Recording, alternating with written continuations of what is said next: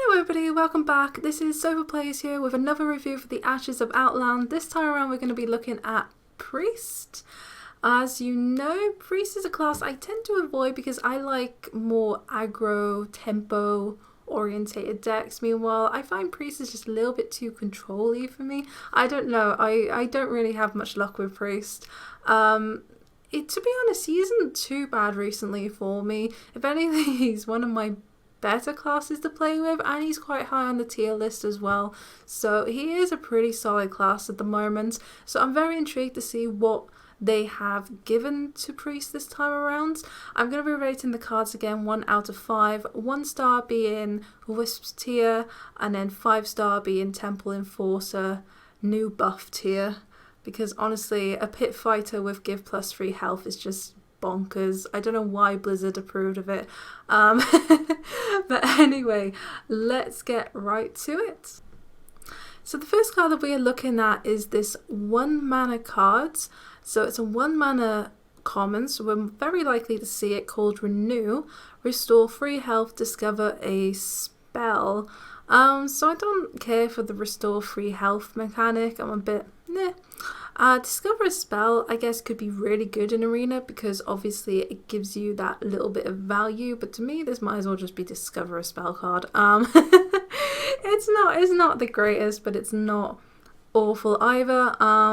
So to me this is a very mediocre card. It could give you the answers you are looking for, but obviously it could also give you some really bad priest cards, because there are some out there, kind of like a 0 mana +2 health card that may used to have been really, really good, that just got destroyed by Blizzard.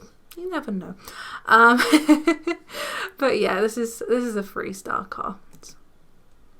The next card we have is Apophis. It's a 3 mana buff, so it gives a minion +2/+3 and lifesteal.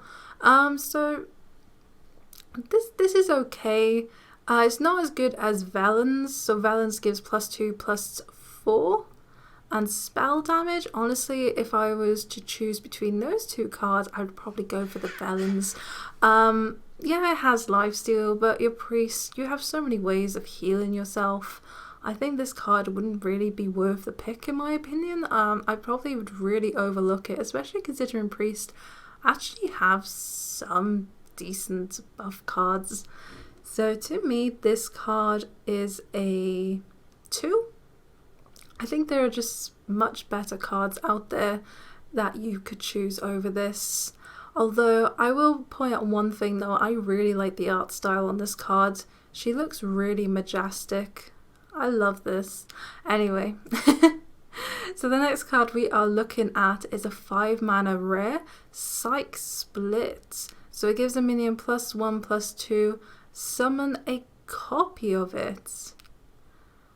Right, so it buffs a minion, then it gives you a copy of it. So say you put this on a shredder, for example. So the shredder becomes a 5/5, then you get another 5/5 shredder.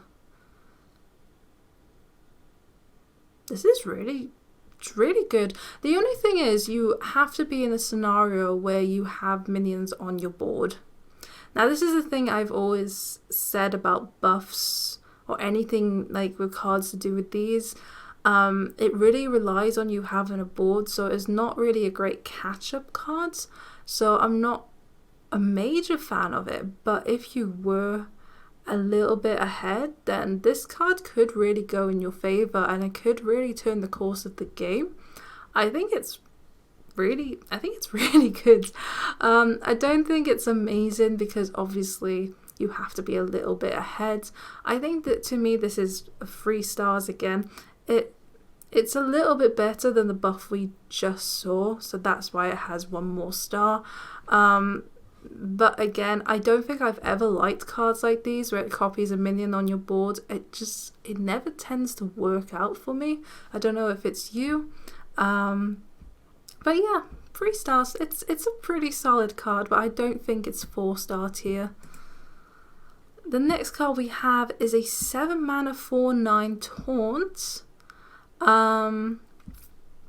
So what other 7 mana cards out there that have taunt? What are their stats? So you have Bog Creeper, which is a 7/9. So the attack is a little understated. However, at the end of your turn, add a dragon to your hand. And as you're aware, with the Descent of Dragon expansion, that is pretty OP because it could offer you, well, it could end up giving you such amazing dragons. There are so many good ones to choose from. Like, there's only so few bad ones out there. So this is really good value, and it's not really a card that's going to be cleared right away unless your opponent is ahead or if they have like a really decent minion. I think to me it's not the greatest, mainly because it's quite late, so you're not going to be able to play this until very late game. Yeah, I'm torn because I think it can be really good. I just think the attack's a little bit understated, or maybe you should just give it a little bit more health. I don't know. I'm not feeling the stats on this. I think to me this is a 4. The only reason it's not a 3 is because of the end of turn effect, which is really strong. The next card we have is a 7 mana legendary spell. Seems to be there's quite a few of them at the moment. So summon copies of enemy minions. They attack their copies. Right. So, sorry, I'm just trying to wrap my head around this. So if your opponent has, say, 2 tyrants on the board, you get to summon 2 tyrants and then they attack each other. And I'm guessing you keep the summoned copies of those minions. It's just such a strange mechanic. I'm trying to work out if that's actually really insane or I think I like it. I don't know, like obviously it's a legendary, so you're probably not going to get offered it in arena, or maybe if you're lucky you will. I think it's a very interesting form of removal, or a really great way of playing catch up, because imagine if your opponent has a full board and you know this happens. Your opponent has a full board, you have nothing, you are stuck there, you don't know what to do. This card you draw as a top deck and you're like, ooh, I think this is really intriguing. I think this card could actually be really, really good. But obviously, if you're ahead, then this card is bad. But if you're behind, then this card is insanely good. This is why I'm torn. I think to me, this is probably... I know this sounds crazy, but I'm giving it 3 stars because it really depends on your situation. So if you're behind, great. If you're ahead, not so great. Yeah, that's why I'm just giving it a 3. It's really in between. I don't know what to think about it. It's one of those cards. Yeah. And then we've got another legendary, so it's a minion this time around. So it's a legendary 1 mana, 1/3. Reliquary of Souls. So it has lifesteal, and the death rattle is shuffle a Reliquary Prime in your deck. And that is a 7 mana, 6/8 taunt. It has taunt and lifesteal, and you can only target this minion with spells. Oh, only you can target this with spells and hero power. Oh wow. That's really good. So your opponent can't target it, but you can. So you can heal it. This is actually better than a Draconid, because with a Draconid, like, yeah, it's amazing because your opponent can't get rid of it easily, but you can't heal it either. Meanwhile, this you can actually heal. You could look after it, and that is really good. Again, you'd be very lucky to get a legendary in arena, but if you were, I think you would pick this. I think it's pretty solid. Like the 1 mana card is really good. It's a 1 mana, 1/3. So the stats are excellent on that. To me, this is a 5-star card. I think this could easily help you catch up. Yeah, it could really turn the course of the game, this. I just don't know why the art style looks like Thomas the Tank Engine going through a very, very bad day. If I actually think about it, it looks like Thomas the Tank Engine being resurrected by the Lich King. I don't know, that's what I see in my head right now. It's such a weird art style. I don't know how I think about it. Is it just me? It just looks like, oh gosh. I'm gonna move on because it's freaking me out.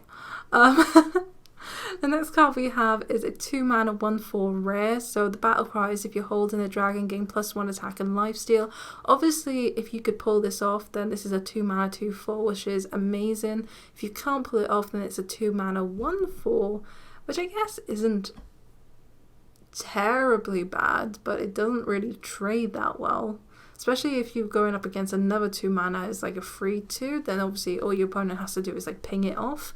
So I guess I'm not really a fan of the initial stats. Obviously after it's buffed, then it's so much better. The likelihood of you having a dragon in your hand in Arena at the moment because of the Descent of Dragons is likely, especially with Priest. Priests have some really good dragons out there. They have Aeon Reaver, they have so many dragons. I don't see Priest having a problem pulling this off, but again, it's very situational. I don't like situational cards in Arena. I find synergy is not always going to work out, especially if you're like top decking or anything like that at all. Like, I don't think this card is extremely strong. For me, this card is just a free. If you can pull it off, great, but a lot of the times you're probably not going to be able to, especially if they were ever to rotate the Descent of Dragons out of Arena. So, and then the next card we have is a Dormant card. So it's a 1-mana 2/5, dormant on your turn and your opponent's turn. And then you have a 1-mana, well, then you have a 2/5 taunt on turn 2 and a 2 mana left to play around with. That's amazing. Again, really, really strong. I quite like it, and a 2/5 is not really hard to break. It's not really easy to break through early games. If you manage to draw this on turn 1, you're pretty much, you're just ahead. And being Priest as well, you've obviously got the spell buffs, you've got the heals. This could actually change the whole course of the game if your opponent has nothing to deal with it. I think it's incredibly strong. I'll give this a 5. I think it's a very solid card. I don't think I read out the name. Imprisoned Homunculus. Oh, honestly, please ban me. Ban me from speaking the English language. But no, this is really good. I really like this. And I like the art style. This is basically me on a Sunday morning. Didn't I tell you? Anyway, so the next card we are looking at is a 2-mana 2/3. Happy with the stats. His name is Stefan Vail Weaver. It's an epic, and after you cast a spell on a minion, add a priest spell to your hands. So it's kind of a worst version of Lyra, because obviously Lyra gives you spells no matter what you cast and who you cast it on. So, but it's nice to see a discounted version of it. So yeah, so you buff a minion, you have a random priest spell. Not all priest spells are going to be amazing, and some will be amazing because obviously you have so many good removal tools with priest. I think this is such a good card just for the fact it's just a 2/3, and if you do manage to pull off this combo, so say you play this on turn 2, then you play that 3-mana spell that we just reviewed that gives you +2/+3 and lifesteal, it's not only going to then it's going to be like a 4/6 and it gives you a minion in your hand. Obviously that's not always going to happen, that is very situational, but that's just an example that I can think of. But even if it dies on turn 2 before you can even do it, it trades against most 2-mana minions, so I'm pretty happy with it. I'm going to give it a 4 just because the effect is a little bit more special, which makes it quite interesting, and priests do have a few buffs now, so This is not impossible to pull off, I believe.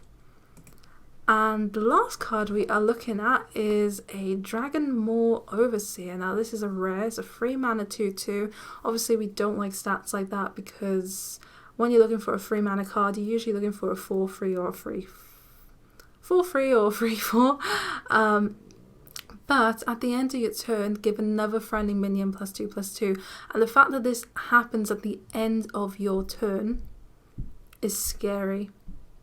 I think this is insanely strong because you know that card that buffs your minions +1/+1 at the end of your turn? It's like a 2 mana 2/2. That's already strong. This is brilliant. I quite like it. Imagine if you have that 2/3 on your board and then you play this, and then that 2/3 becomes a 4/5, and then you've got a 4/5 and a 2/2. Like, so technically this is a 3 mana 4/4 if you manage to buff any minion on your board, plus whatever stats the other minion have already. It's incredibly strong. I think this is a 5. Because you're always going to pull it off if you have a minion on board. Obviously, if you're behind, it's not always going to pull off, but I think if you draw this on turn 3, then you're obviously going to have a hand. If you draw it late game, then if you have at least 1 minion on board, then you're still going to buff it. Obviously, if you're top decking and you have nothing on the board, then this is pretty bad. But I think this is actually just a really good card. I think this is one of the cards you kind of have to look out for. Like, it looks really understated. Like, it looks like one of those cards you just don't expect to be any good, and then it's going to be played against you, and then you're just like, oh crap, this is insane. But yeah, that is my 5-star, and this is the end of the video. That went by really quickly for me, but thank you so much for watching again. The next class we are going to be looking at is Rogue, which I am super looking forward to because that is my favourite class in Arena. Until then, see you then. Bye.